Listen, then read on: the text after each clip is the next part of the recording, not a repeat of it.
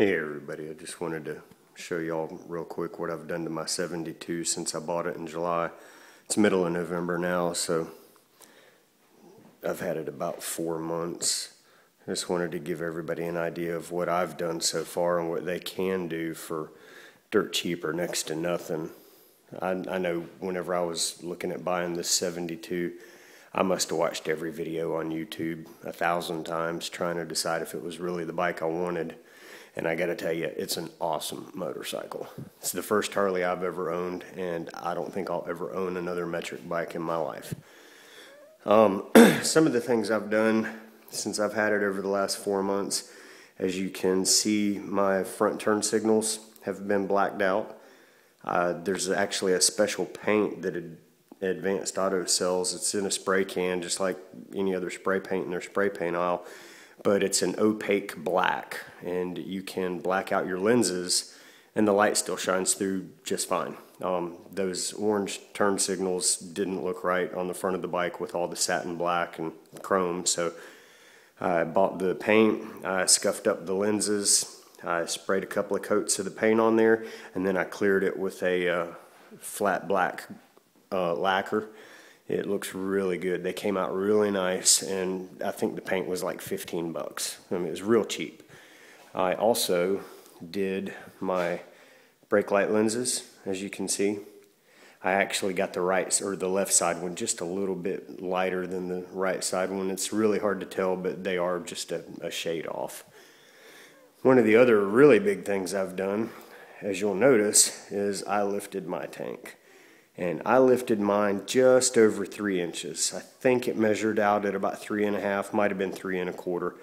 But the bottom of the tank goes along the line of the frame now. To me, it looks awesome.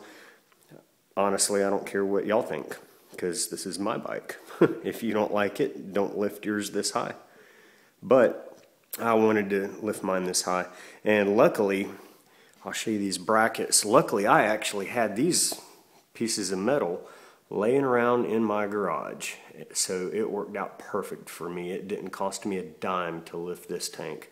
I had spare nuts and bolts, I had these brackets, it was awesome. My next project is going to be to relocate the ignition and the coil. I'm going to put the coil over on the left hand side of the bike. I'm going to build a bracket to mount it beside the horn or on top of the horn, somewhere around there. But right now, you still see wiring, but you can see all the way through. To me, it just looks awesome, and it kind of gives it a little bit of more of an angle. I'm also about to order a new set of risers. I want to raise my handlebars up the same height that I raised my tank. So the handlebars are sitting on 2-inch risers right now. So I'm going to order 5 to 5.5 inch risers. That way my handlebars are going to come back up. But with the 3.5 inch tank lift, it did not interfere with anything. Handlebars still move just as much, nothing hits, nothing scrapes. It was perfect, everything went fine. There are no clearance issues at all. I just want to raise the bars up to make it the way it was before I raised the tank. And the tank lift took a little while. Other than having the brackets and everything and having to wrap all the wiring, I think it actually cost me a 6-pack of Yingling. But underneath the tank, in this area here, on this right side, there was big plastic shrouds covering all the wiring. And it took a little while. I think one Torx bolt held it in from the left-hand side, but everything else was just zip tied on. So I took some cutters and just cut all the zip ties and threw the plastic away. And then I took a roll of electrical tape and wrapped the wiring from about right here all the way up, and then tucked it on top of the frame rail. So now all the wiring comes out here and nothing stretched or anything. You have to unplug quite a bit and you have to move a lot of wiring, but luckily all of the plugs are different, so you can't mess up and get any mixed up or anything. But you'll probably unplug 20 different plugs when you do that project. But other than that, it's no problem at all. It was really simple and easy to do. The other thing I've done, which is really cool, if you see right here below my tank, right beside the frame, there's a toggle switch right here. I wired this in.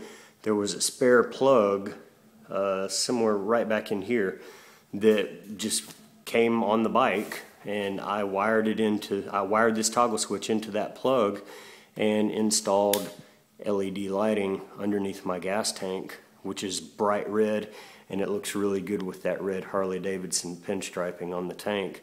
And at night, that red LED looks awesome. I got the LEDs on both sides of the tank, and all that was those little sticky LEDs that you can buy at like Walmart or Advanced Auto or anything. I think I might have spent 15, 16 bucks on them, and man, at night that's just awesome.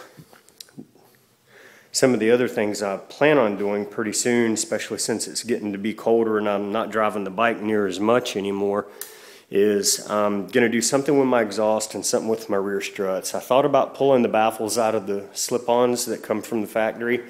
I'm not 100% sure if I want to hack them up and ruin them, so I may just take those off and buy some slip-ons. And then I'm going to buy some 2-inch lowering struts and put them on the back. I did remove the reflector from the rear fender. I also removed the reflectors on the front struts. I've also removed the upper belt guard. I do hydrographic printing also, and I took the upper belt guard and I have dipped it in a skull pattern.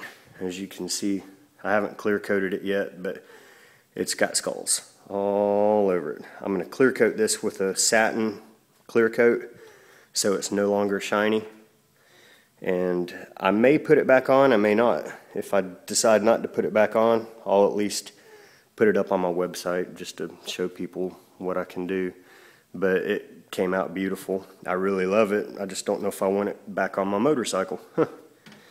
So anyway, just figured I'd show y'all a little bit about what I've done with my 72, because I know whenever I was looking to buy one, I scoured YouTube for hours, for days, for weeks.